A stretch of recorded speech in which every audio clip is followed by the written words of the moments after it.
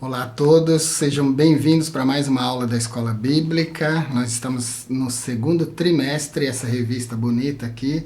Estamos estudando a caminhada do cristão. Essa revista fala da carreira que nos está proposta. Hoje nós vamos na lição de número 4, como se conduzir na caminhada. Para quem segue o calendário direitinho, vai ser ministrada no dia 28 de abril de 2024. É uma lição importante, uma lição prática, é uma lição que mostra como viver em Cristo. E para nos ajudar mais, para um entendimento ainda mais aprofundado, nós vamos ver hoje 8 palavras gregas. Hoje nós vamos ver então os termos kairon, chariti, exagorazomene, exagorazo, aparece na lição, hipodigma, peripatsen, asophos e sophos. 8 termos gregos para nos ajudar a descodificar, entender melhor essa lição de hoje. A palavra-chave da lição de hoje é conduta. Hoje nós vamos ver então como o cristão deve se comportar nessa caminhada. Nós temos 3 tópicos, 3 itens em cada tópico. No tópico de número 1, o padrão de conduta na caminhada cristã. Aqui a gente vai ver 3 itens. Jesus como nosso padrão de conduta, fazendo a vontade de Deus e uma vida cristã bem-sucedida. No tópico 2, fazendo a caminhada com prudência e sabedoria. Aqui a gente tem no item 1 o que é prudência, não andeis como nécios e andeis como sábios no item 3. No tópico 3, o último, vencendo os dias maus. A gente vai ter remindo o tempo e a volta do Senhor no item 2.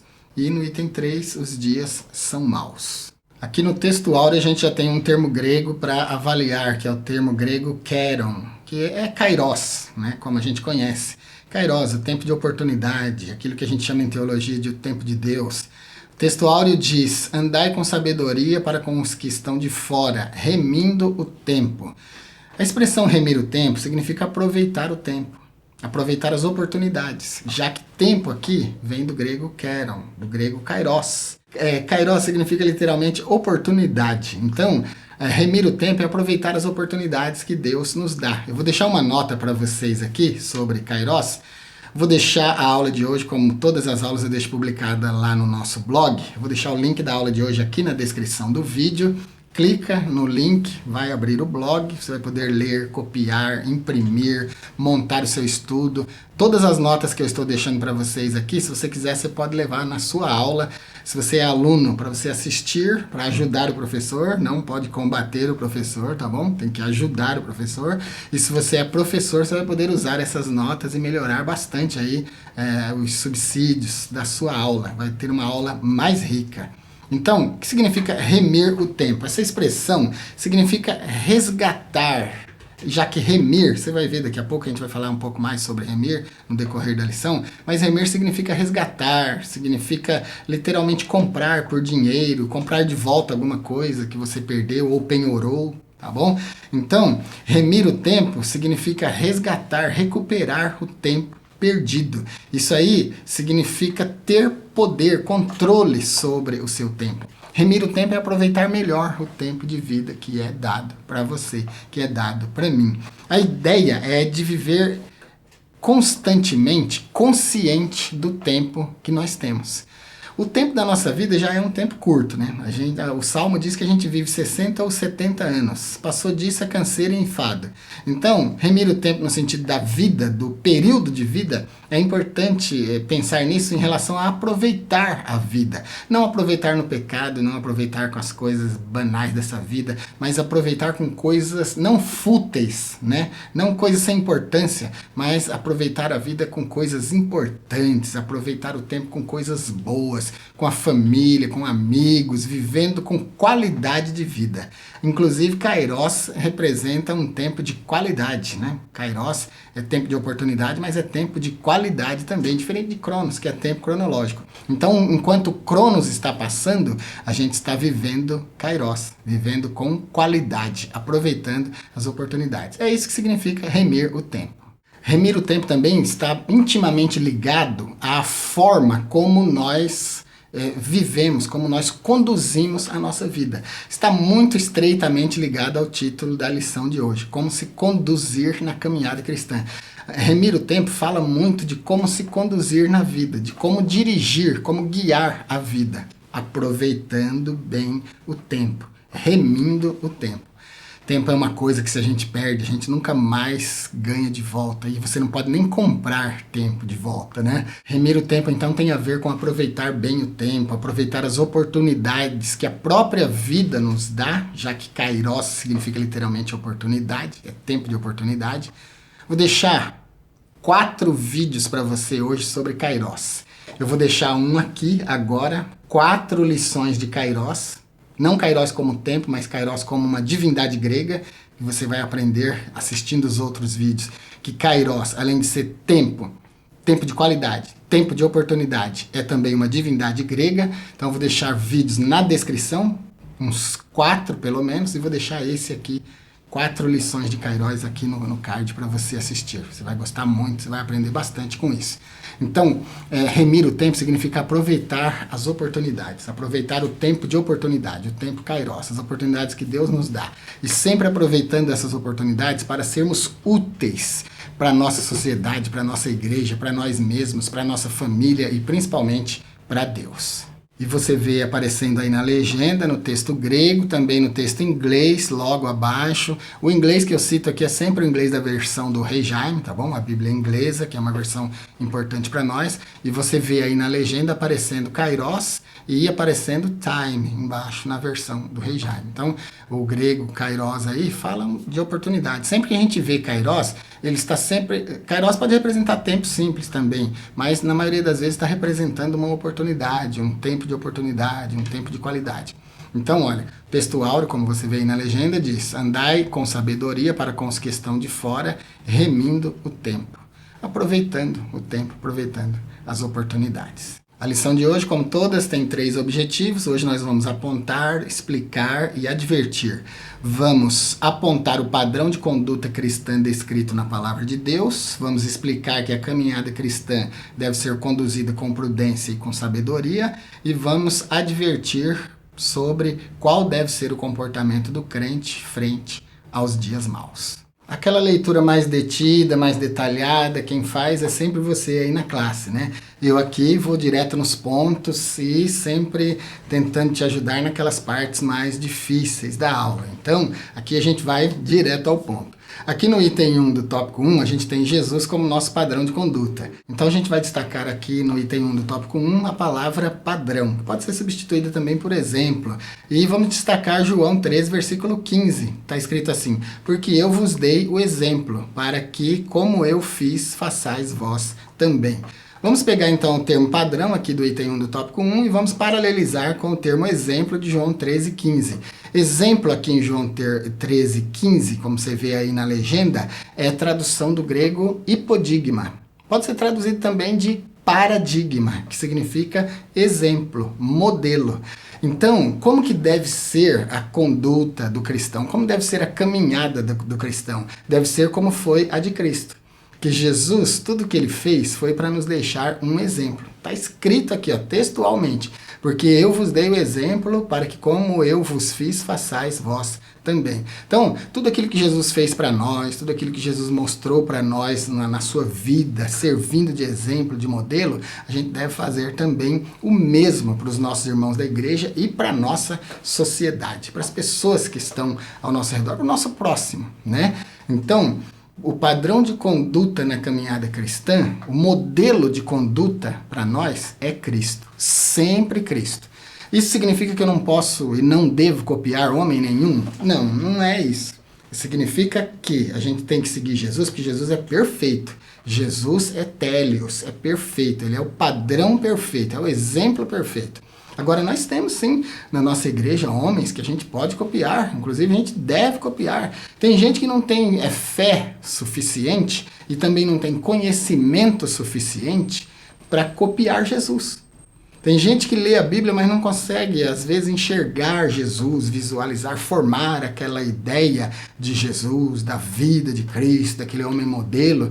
E aí, às vezes, não consegue seguir esse modelo invisível que que é Jesus. A gente só enxerga Jesus pelo texto da Bíblia. A gente não teve a sorte dos apóstolos, dos primeiros cristãos, que puderam ver Jesus, puderam tocar nele, né? A gente não teve essa sorte. Então, quem não consegue enxergar a Bíblia como um modelo vivo, sólido, né, de fé e de prática, pode sim seguir um homem, uma mulher como modelo, desde que essa pessoa seja íntegra, seja um cristão verdadeiro, seja uma pessoa decente, que tem testemunho, pode se espelhar sim nessa pessoa. Só precisa lembrar que todos nós somos falhos. Então, o problema de se espelhar num ser humano, o problema de se espelhar numa pessoa, não é errado. Mas o problema de se espelhar numa pessoa é que quando essa pessoa falhar, você vai ficar decepcionado, né? E se você se espelhar no modelo, no hipodigma, no paradigma que é Cristo, você nunca vai se decepcionar, porque Jesus é perfeito, ele não decepciona ninguém. E Jesus às vezes decepciona a gente em termos que, né, não pode nem ser considerado direito. Mas, por exemplo, alguém pode se decepcionar com Jesus porque pediu uma coisa e não recebeu no seu próprio tempo. Queria que uma coisa acontecesse de um jeito, não aconteceu. E aí se decepciona nesses termos. Agora, em Jesus como pessoa, em Jesus como Deus, em Jesus como Salvador, em Jesus como modelo, não, jamais a gente vai se decepcionar com ele. Então, é sempre bom ficar com ele como sendo o padrão. O objetivo da vida cristã é viver uma vida que agrade a Deus. O objetivo da vida cristã, o objetivo da caminhada cristã é viver uma vida modelada pela palavra de Deus. Né, pelas escrituras, é viver uma vida onde toda vez que a gente chegar numa encruzilhada, num ponto decisivo, em vez da gente tomar a nossa própria decisão, a gente vai orar e buscar a vontade de Deus. Viver uma caminhada regida, guiada por Deus, pelo Espírito Santo, tendo Jesus como modelo, é isso. É sempre perguntar aquela frase famosa que os crentes já ouviram várias vezes. Será que Jesus faria isso que eu estou querendo fazer agora? Isso é ter Jesus como modelo. Tem muita gente que considera essa frase uma frase infantil, uma frase bobinha, mas não é não. Ela é um divisor de águas na nossa vida. Será que Jesus faria isso que eu vou fazer agora? Será que Jesus agiria com a família do jeito que eu vou agir agora? Será que Jesus agiria com os amigos? Será que Jesus agiria no trabalho, na sociedade, em relação a qualquer coisa do jeito que eu estou querendo agir agora? Então, olha, o item 2 do tópico 1, fazendo a vontade de Deus, tendo Jesus como modelo. Como filho de Deus, Jesus sempre procurou agradar o Pai em tudo. E na jornada dessa vida, ele sempre quis fazer a vontade do Pai. Inclusive, na oração do Pai Nosso, Jesus nos ensinou tem aquela frase extraordinária dentro do Pai Nosso. Seja feita a tua vontade, tanto na terra como no céu. O que significa que na caminhada cristã a gente precisa priorizar não a nossa vontade, mas a vontade de Deus. Porque a nossa vontade tende para o pecado. A nossa vontade sempre vai tender para o erro. Mas a vontade de Deus é sempre pura, boa, santa, agradável, perfeita, né? Então é sempre bom a gente tentar fazer a vontade de Deus, porque ela vai nos guiar nessa caminhada. Então, o item 2 do tópico 1, fazendo a vontade de Deus. Esse é o objetivo do cristão.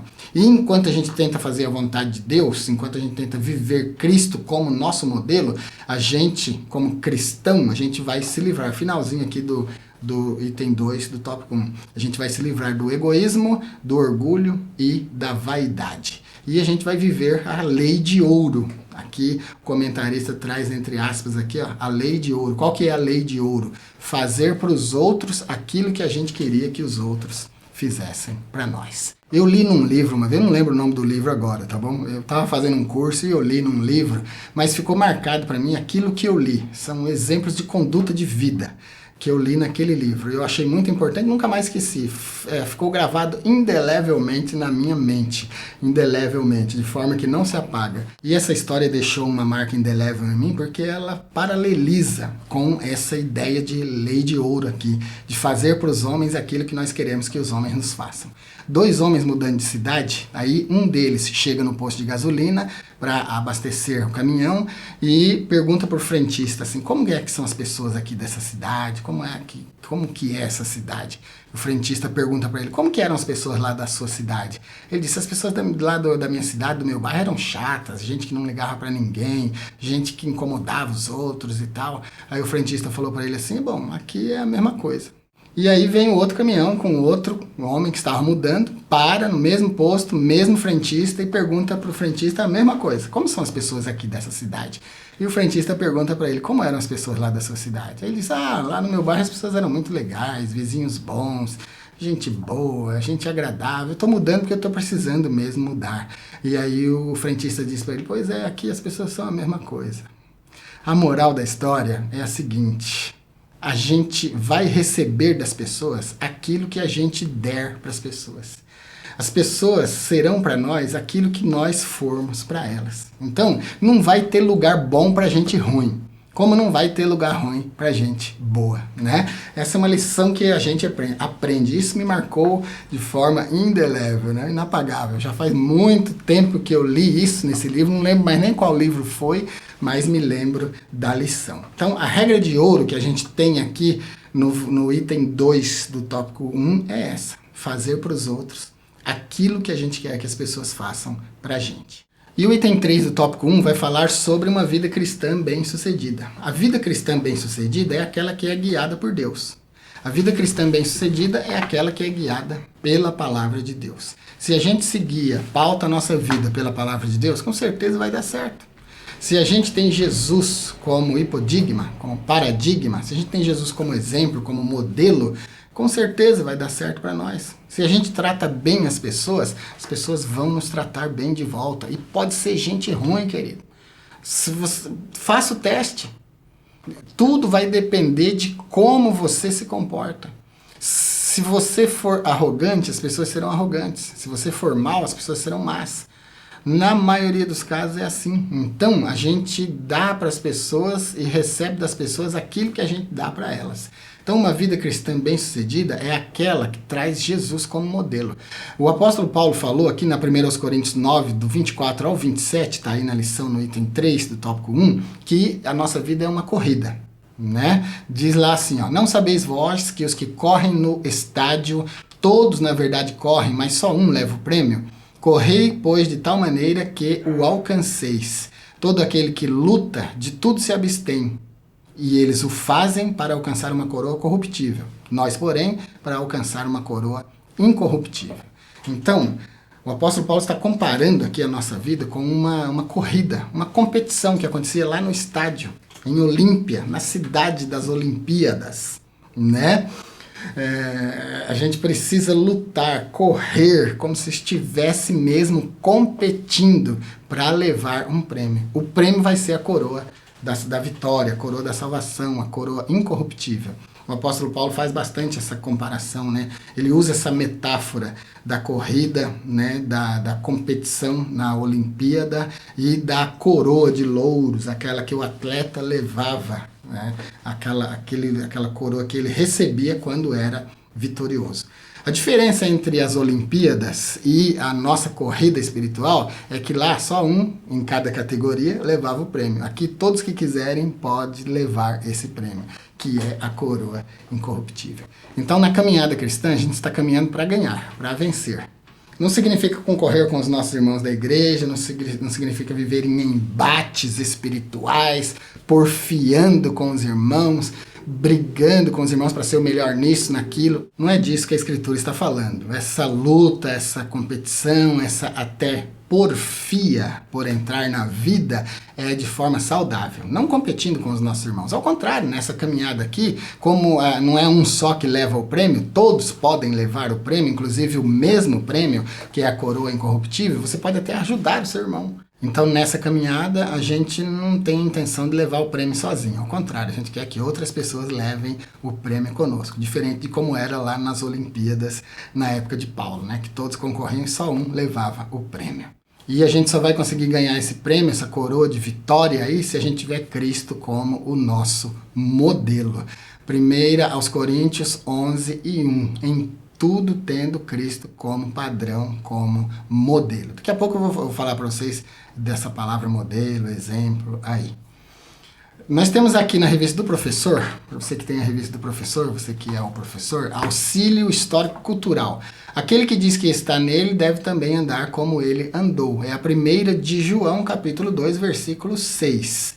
Andar aí é tradução do grego peripatsen, peripatsen.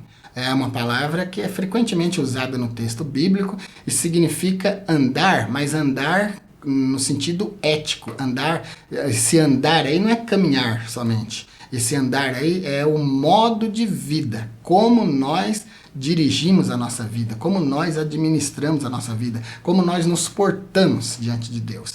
Então, olha que legal essa nota. Eu vou deixar, tá tudo lá no blog, tá bom? Na nossa aula, no artigo da nossa aula, está todas essas notas que eu estou dando aqui, está lá para você copiar, imprimir, montar seu estudo. A palavra grega peripatsen está no mesmo campo semântico do verbo peripateo, que significa andar. Significa andar, significa caminhar e, no sentido ético, como eu disse, significa conduta de vida. Andar no sentido de conduzir a vida. Esse termo grego aparece em Mateus 14, 29, como você está vendo aí na legenda, do jeitinho que está na lição o termo aparecendo, aparece aí em Mateus 14 e 29. É interessante que essa referência, Mateus 14, 29, fala de Pedro andando sobre as águas. Então, andar literalmente sobre as águas agora, tendo Cristo como alvo. Pedro quis fazer uma coisa extraordinária, mirabolante, né? Se é o Senhor mesmo, então manda eu ir ter com o Senhor sobre as águas. E Jesus disse, vem Pedro. Aí ele saiu do barco, começou a caminhar, quando sentiu o vento, ele afundou. Né? E esse caminhar de Pedro aí é um caminhar literal sobre as águas. Enquanto ele estava olhando Jesus, ele conseguiu andar sobre as águas. Na hora que ele se distraiu, ele afundou. Então, a caminhada cristã exige de nós estar com os olhos fixos, fitos em Cristo. Senão, as coisas dessa vida, a tempestade dessa vida nos derruba, faz a gente afundar. Então, peripatsen, no mesmo campo semântico de peripateo, que é andar, significa isso, realmente caminhar, literalmente. Aí no sentido ético, no sentido moral, metaforicamente, caminhada, a nossa vida, como nós nos portamos na nossa caminhada. Então aí o sentido muda de sentido, né? Sai do literal e vai para uma aplicação. E nós temos também no livro de Atos, a referência é Atos 14, 8. Essa referência fala do coxo que estava na Porta Formosa e andou pela primeira vez. Como você viu aí, como você está vendo aí na legenda, aparece o termo peripatsen também. O termo grego peripatsen, então, ele significa andar, caminhar, né? No sentido ético, significa caminhar com Deus, tendo Jesus como modelo, significa caminhar de uma forma ética em relação à sociedade, aos irmãos da igreja, em relação a Deus. Não significa estar salvo, porque ser ético não é ser salvo. Você pode ser ético, pode ser uma pessoa louvada por todo mundo, da sua empresa, do seu trabalho, da sua escola, do seu bairro. Seus vizinhos podem falar bem de você. Nossa, que homem extraordinário, que mulher, que jovem extraordinário, que mulher extraordinária. Mas você pode não ser salvo, porque é bem diferente ser ético e ser salvo. Ser ético é ser inteligente, é se comportar de maneira, é dar para os outros aquilo que a gente queria que os outros dessem para nós. Agora, ser salvo implica em receber Jesus como Salvador. O salvo é sempre ético, o ético nem sempre é salvo. Agora, no tópico 2, a gente vai ver fazendo a caminhada com prudência e com sabedoria. O item 1 a gente vai ver o que é prudência, no 2 a gente vai ver não andeis como necios, e no 3 o contrário, andeis como sábios. E aqui a gente vai ver no item 2 uma palavra grega e no item 3 outra palavra grega. E a gente vai direto no ponto aqui, como a gente sempre faz, né? Item 1 do tópico 2. O que é prudência? A gente pode dividir o capítulo 5 de Efésios em 3 partes. Primeira, a caminhada do cristão em amor, Efésios 5, de 1 a 14. Uma caminhada em sabedoria, uma caminhada sábia, Efésios 5, do 15 ao 17. E a terceira parte, uma trajetória cheia do Espírito Santo, que é Efésios 5, 18 até o 33. Aqui no capítulo 5 de aos Efésios, a palavra prudência, sabedoria, se destaca. A caminhada do cristão deve ser uma caminhada de sabedoria, uma caminhada de prudência. Porque se o cristão está caminhando tendo Cristo como hipodigma, como paradigma, como modelo, como exemplo, ele vai se dirigir bem. Então, a prudência já é parte da sua vida, né? Já a prudência vai fazer parte da sua vida. E a prudência tem a conotação, tem o sentido de compreensão da vida, discernimento da vida. A prudência fala de uma vida pautada em sabedoria. Provérbios 9 e 10 diz que o justo crescerá em prudência. É o que a gente deve fazer. Quanto mais a gente se relaciona com Jesus, quanto mais a gente lê a sua palavra, mais sábio a gente vai ficando cada dia. Porque todo livro que você lê acrescenta sabedoria a você. Mas a Bíblia acrescenta de forma muito especial a sabedoria de Deus a você. Não é a sabedoria humana, é a sabedoria de Deus. Porque a Bíblia é um livro inspirado por Deus. A Bíblia tem autores humanos de um lado e o autor divino de outro lado. Então, quando a gente lê a Bíblia, é impossível a gente não ficar mais sábio, né? A prudência, então, é aquela virtude que nos faz agir com moderação, com inteligência, com sabedoria diante das situações. Se você ler a Bíblia prestando atenção, ela vai acrescentar sabedoria a você, à sua vida. Vai mudar completamente seu estilo de vida. Se você orar a Deus, Ele dá sabedoria a você, porque Deus quer fazer isso. O problema é que tem pouca gente pedindo, né? É muito pouca gente que pede sabedoria. É muita gente, mas assim, 99,9% de pessoas que no lugar de Salomão pediriam riqueza e não sabedoria. Mas Salomão pediu sabedoria. Aí com a sabedoria ele ganhou riqueza. Sabedoria é a coisa melhor da vida, queridos. A prudência é a melhor coisa da vida. A prudência preserva a vida. E a sabedoria faz você ganhar a vida de forma fácil. A sabedoria enriquece. Foi o que fez com Salomão. E Deus gostou muito desse pedido de Salomão. E disse para ele, como você não pediu riquezas e não pediu a morte dos teus inimigos, mas pediu sabedoria para governar o meu povo, vou te dar sabedoria e ainda vou te dar riqueza. E o reinado de Salomão foi um dos reinados de maior passividade, um reinado de toda a história, né? Um reinado de paz, né? Salomão é um rei de paz. Se a gente aprender o que é prudência, se a gente amar a prudência e se a gente trazer a prudência para a nossa vida com a ajuda de Deus, a gente não vai andar como nécio, que é o item 2 do tópico 2. Não andeis como nécios. O apóstolo diz que nós não devemos andar como nécios. Efésios 5 e 15. O termo grego para nécios aqui, para alguém que é insensato, que é tolo, é asofos. Asofos.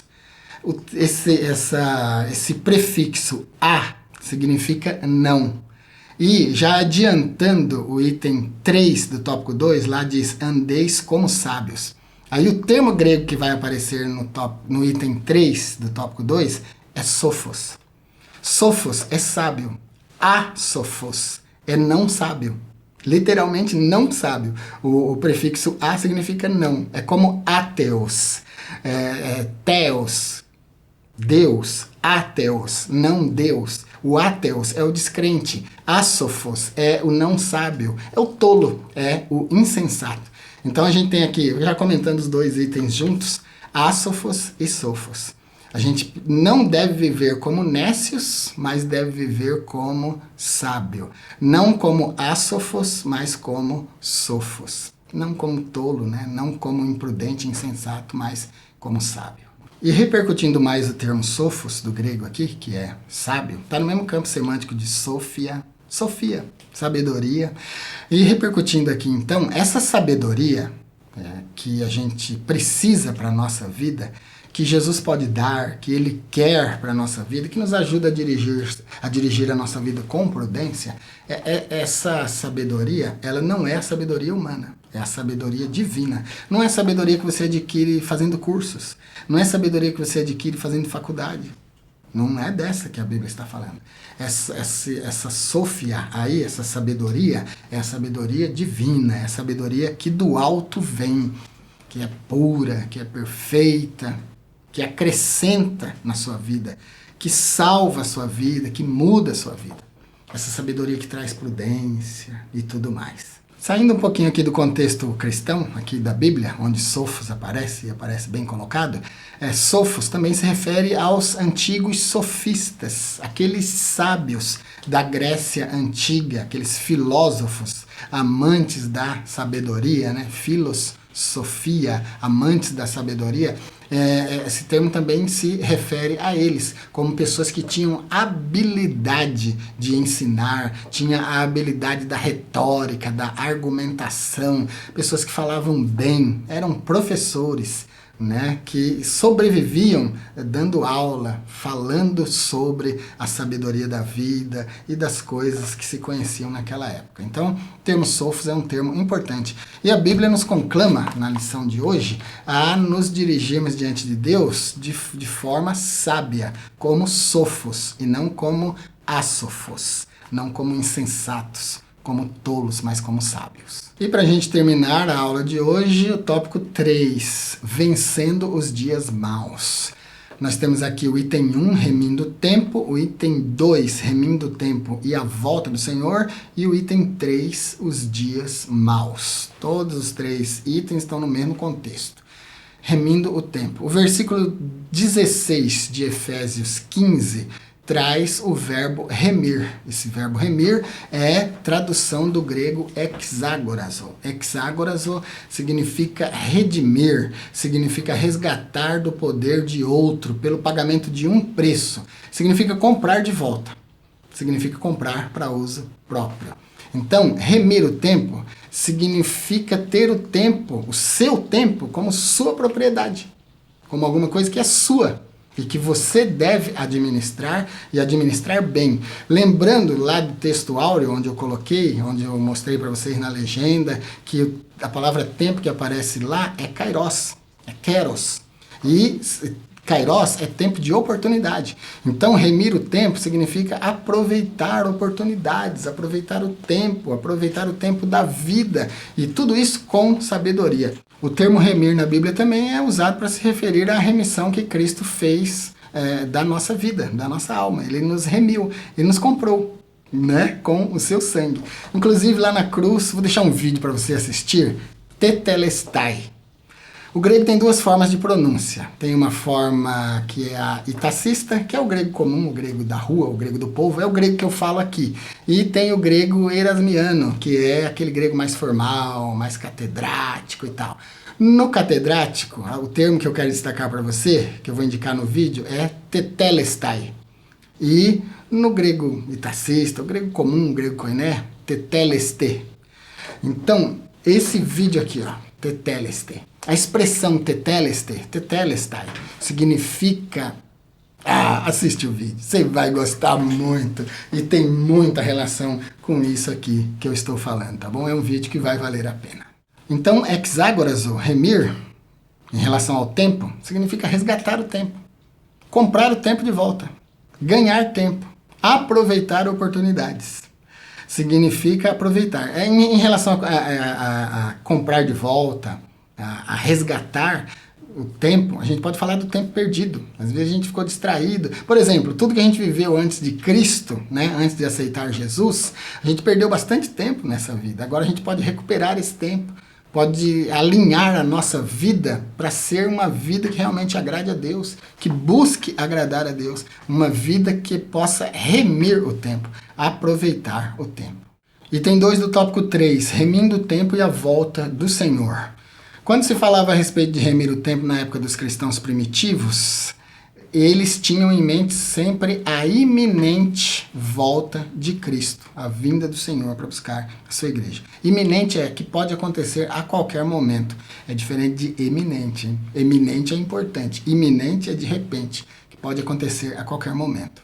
Por isso os cristãos eram incentivados a remir o tempo, aproveitar o tempo, viver de forma lícita, de forma honesta, de forma prudente, de forma sábia, se comportar na presença de Deus de forma sábia. A lição de hoje diz como se conduzir na caminhada de forma sábia, de forma prudente, tendo a Bíblia como regra de fé e de prática, vivendo como verdadeiros cristãos. Então, remir o tempo é isso. Aproveitar o tempo na perspectiva de Deus. E o item 3 do tópico 3, que é o nosso último item, nosso último comentário aqui. Os dias são maus. Sabe o que eu acho sobre dias maus? Eu acho que a sociedade humana, o ser humano, sempre esteve em dias maus. Eu estudando, estudando a história da humanidade, eu tenho para mim que nós estamos vivendo o melhor período da humanidade. Porque, apesar de os dias serem maus, nós vivemos dias de corrupção, dias de mentira, dias de roubo, de adultério, de violência. Se lá, na época de Noé, já eram dias de violência e a terra foi destruída por isso, imagina hoje. Mas eu sempre tenho em mente, e eu acho isso muito seguro. Se você concordar, deixa um comentário para mim, vai ser legal se você deixar. Eu acho que os nossos dias, apesar de serem maus, são os melhores dias da humanidade, porque nós estamos amparados por leis. As leis são aquelas que nos livram da selvageria humana. As leis nos obrigam a extrair de nós o nosso melhor. As leis nos obrigam a tratar o próximo com respeito, com dignidade, a não ser opressor, porque senão a gente vai pagar um preço financeiro. Né? Então, as leis são a melhor coisa que a humanidade já desenvolveu para si. E esse compêndio de leis que existem em cada país, e existe também os direitos humanos, leis que regem os direitos humanos, são coisas extraordinárias, muito importantes para nós. E isso ameniza esses dias maus. Tá bom? Então, nós vivemos dias maus, por isso a gente deve se conduzir na caminhada tendo Cristo como modelo. Mas, na minha opinião, esses dias maus são os melhores da humanidade, porque a gente já viveu selvageria, já viveu barbárie e agora a gente vive civilização. O homem atual é o homem civilizado. Ele é regido por leis. Ele mora numa polis, numa cidade. Então ele é regido por leis. Então, apesar de os dias serem maus, mas a maldade ainda é controlada pelas leis. Agora, nós como cristãos, a gente não depende de leis para viver o bem. Porque a gente precisa viver o bem, porque a gente é do bem, né? Jesus habita em nós, então nós temos ele como modelo de fé e de prática. Então a gente vive o bem e a gente se livra do mal. Então, nessa caminhada cristã, lição de número 4, aqui, como se conduzir na caminhada, é assim que a gente vai se conduzir, tendo Jesus como o nosso modelo, como o nosso paradigma. Aí tudo vai dar certo para nós. É isso então, espero ter contribuído com esse meu comentário, com os termos gregos que nós avaliamos aqui. Espero que a aula tenha ficado bem comentada para você. Se você está gostando do que você está vendo aqui, se você gosta dos nossos comentários, se você assiste os nossos vídeos, mas ainda não se inscreveu, se inscreva. Eu preciso bastante da sua inscrição. Nós queremos que o nosso canal chegue a mais pessoas e só você pode ajudar, compartilhando, se inscrevendo e deixando um like. Assim você vai nos ajudar. Se quiser acesso a um material mais exclusivo, se torne membro. Para membros a gente tem vídeos, aulas e cursos exclusivos. Se quiser falar direto comigo, seja membro do nível consultoria. Você vai ter o meu número de telefone e a gente vai poder conversar. Fique com Deus e até a nossa próxima aula.